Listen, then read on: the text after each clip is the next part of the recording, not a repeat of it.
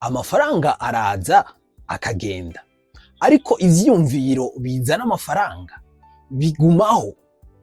Ego nivyo, abantu benshi mu buzima barirukira yuko umuntu yobaha amafaranga aboneka canke se uburyo bugaragara, ariko bakibagira yuko iyo ugize ishaka ryo kurondera ivyiyumviro bikuzanira amafaranga, ivyo vyiyumviro ntibizovaho.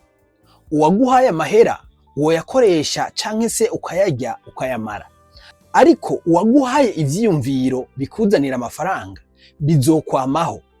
Nuko gerageza ugire ishaka ryo kurondera ivyiyumviro bikuzanira amafaranga aho kurondera amafaranga mu buryo bugaragara, kuko ivyo vyiyumviro bizogufasha aho uzoja hose mu buzima bwawe bwa misi yose.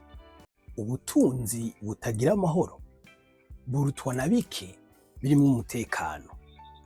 Nivyo, kuko abantu benshi barafise itunga, bakagira imiduga, bakagira amazu ndetse n'amafaranga, ariko ivyo bintu ata mahoro babifisemwo, kubera ko usanga bamwe babironse mu kunyaga abandi canke mu kwica abandi n'ibitandukanye. Ariko nimba ufise bike bikaba biguhagije, wabironse mu nzira nziza, uze unezerwe, kuko ivyo biguha amahoro kurusha vyinshi bitagira amahoro. Nuko ndagutumiriye guhazwa n'ivyo ufise, hako ubicisha mu nzira mbi kugira ngo ubironke. Amafaranga akwiye kuba ingaruka y'ibikorwa vyawe vyiza, ntabe impamvu igutuma ukora ivyo bikorwa.